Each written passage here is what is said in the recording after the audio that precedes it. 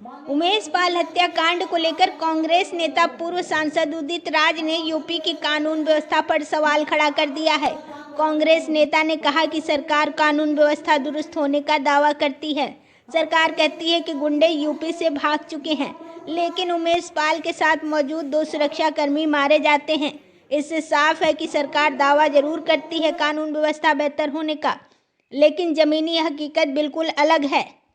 वहीं कांग्रेस नेता उदित राज ने उमेश पाल हत्याकांड के बहाने सरकार पर वोटों की राजनीति करने का भी आरोप लगाया है। उदित राज ने कहा कि उमेश पाल हत्याकांड का बीजेपी राजनीतिक लाभ लेना चाहती है। उदित राज ने आरोप लगाया कि हत्या से ज्यादा इस घटना को हिंदू मुसलमान बनाया जा रहा है ताकि वोटों की राजनीति की जा सके।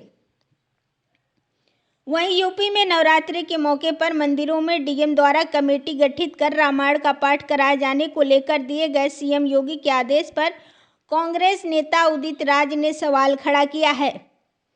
उन्होंने कहा कि यह धर्मनिरपेक्ष राज्य है, यहाँ पर किसी अधिकारी को किसी धार्मिक कार्यक्रम के आयोजन में जिम्मेदारी संविधान के खिलाफ है।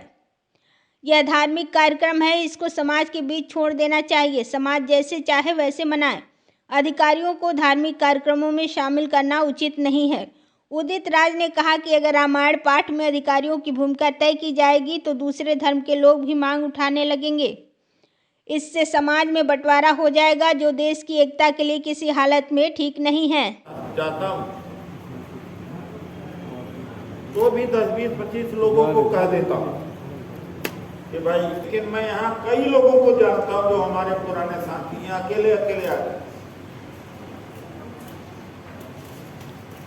आपने किसका क्षति किया? अपनी क्षति की। निर्माण हो चुकी है, उद्घाटन किसी समय हो सकता है। डॉक्टर अंबेडकर पार्लियामेंट हाउस रखा जाना चाहिए। ये मांग हम लोग काफ़ी दिनों से करते हुए आ रहे हैं। तेलंगाना विधानसभा ने प्रस्ताव पास करके मोदी सरकार को दे भी दिया है। आज यहाँ पर सभा में यही तय हुआ है। सरकार से हमने आग्रह किया है कि बाबा साहब से ज़्यादा उचित नाम कोई नाम नहीं है। नई संसद का नाम बाबा साहब डॉक्टर अंबेडकर के से हो।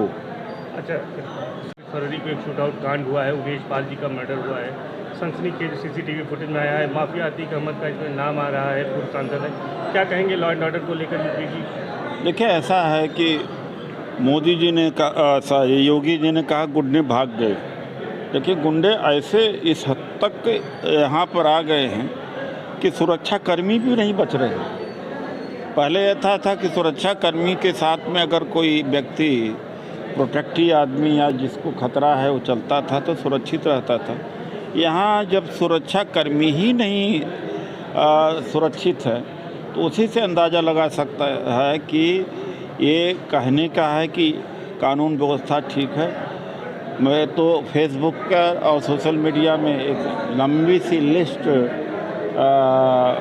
घूम रही है कि जो बड़े बड़े अपराधी हैं, 70 केस, 72 केस, 75 केस, वो सब खुले आम घूम रहे हैं। तो ज़्यादा इसलिए गोदी मीडिया भी ज़्यादा इसलिए उठा रही है।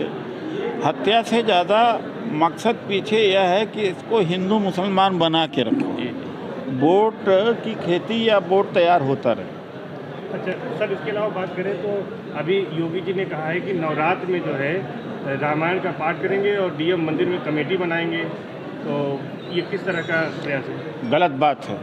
भारत का संविधान निरपेक्ष, डीएम को ये आदेश नहीं दे सकते।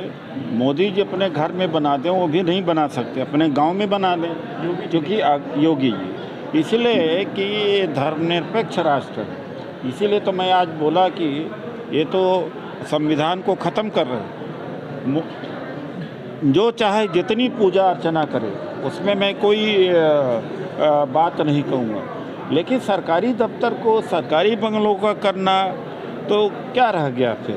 यानी संविधान को नहीं मानते हैं। मंदिरों में किया जाएगा पाठ और डीएम कमेटी बनाएंगे, ऐसा कहा गया है। अच्छा, सवाल आपका नहीं समझ। उसमें डीएम को कमेटी भी शायद नहीं बनाना चाहिए। डीएम का हस्तक्षेप क्यों होगा? ये सिविल सोसाइटी के ऊपर छोड़ देना चाहिए।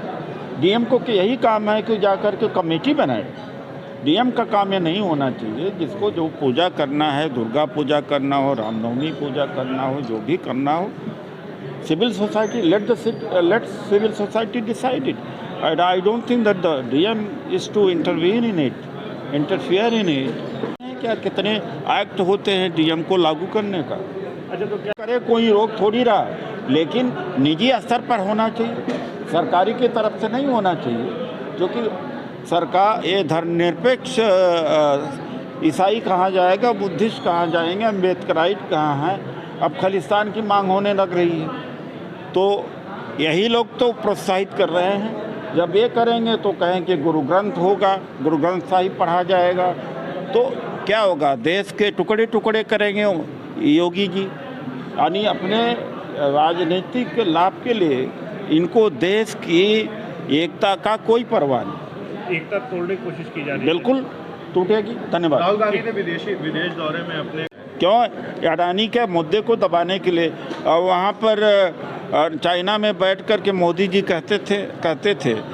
कहे थे कि हमारा निजी संबंध है शी जिनपिंग से। एक भारत में पहले जो पैदा होते थे, यानी सत्ता के पहले, वो सोचते थे कहाँ पैदा हो गए भारत में, यानी अपने को पैदा होना भी भारत में गुनाहगार होता था।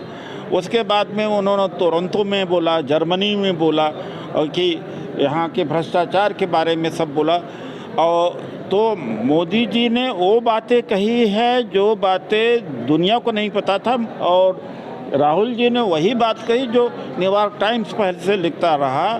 बीबीसी के ऊपर आपने रेट किया है, वही चीज़ दोहराया है, कोई ऐसी बात नहीं किया। नई बात अगर किया है, विदेश की धरती पर अगर अपमान भारत का किया है तो मोदी जी का किया है। मोदी जी माफ़ी मांगे, राहुल जी ने कोई ऐसी बात नहीं किया। जो चीज़ें ऑलरेडी सोशल मीडिया के माध्यम से, अन्य माध्यम, खत्म हो रहा है कि आप भी मानते हैं? बिल्कुल ख़त्म हो रहा है लोकतंत्र। मैं मानता हूँ लोकतंत्र खतरे में। अच्छा सर, कांग्रेस नेता प्रमोद कृष्णन ने आज कहा है, उन्होंने अपने पार्टी के नेताओं पर ही सवाल उठाए हैं कि अगर जो है अडानी जी की बात की जाती है तो कांग्रेस की सरकार राजस्थान में उसने भी कई एकड़ जमीन दे दी है, और इसके साथ साथ कांग्रेस के कई नेता उनके साथ उठ बैठ रहे हैं। कांग्रेस को भी अपने नेताओं से अगर प्रोसीजरल गलती करें, और अडानी ने क्या किया, मॉरिशस में जो कंपनियां हैं जहां न कोई दफ्तर है न मैन पावर है, वहां से लाखों करोड़ रुपए का ट्रांजैक्शन हो रहा है। केतन पारिक के साथ में अडानी ने किस तरह से शेयर घोटाला किया था। हम व्यक्ति के खिलाफ नहीं हैं, हम भ्रष्टाचार के खिलाफ है। अगर भ्रष्टाचार है राजस्थान में तो कहें, अगर भ्रष्टाचार प्रोसीजर के हिसाब से अगर कोई उद्योग लगाता है, कारोबार लगाता है, तो उसके खिलाफ थोड़ी हम। धन्यवाद। राहुल गांधी ने पॉलिसी नहीं है, वो फॉरेन डील हो गई है, तो उस पर क्या कहेंगे? देखिए, ऐसा है, झक मार करके आरएसएस को, बीजेपी को, मोदी जी को नॉन लाइन पर आना ही पड़ता, घूम टहल करके। गए तो अमेरिका में ट्रंप का प्रचार करना कि अब की बात ट्रंप सरकार है। अरे देश का अपमान नहीं किया। आप क्या करते हैं, जब भारत न ऐसी स्थिति बन जाता कि न रूस के साथ जाएगा खुल करके, न अमेरिका के साथ में जाएगा, न चीन के साथ में, तब नेहरू जी की पॉलिसी आ जाती है नॉन अलाइनमेंट। और जब नॉन अलाइनमेंट की पॉलिसी परस्यू नहीं करते तो ये फंस जाते हैं। इसीलिए हर जगह ये फंस गए हैं। हमारी फॉरेन पॉलिसी फेल है। नेपाल दुश्मन हमारा, बांग्लादेश हमारा, मालदीव दुश्मन हमारा, अफ़गानिस्तान भी हमारा दुश्मन हो गया है। और यही नहीं, टर्की का बड़ा मदद किया था। टर्की भी पाकिस्तान के साथ में चला गया। ये कोई फॉरेन पॉलिसी है? कौन देश हमारे साथ में है?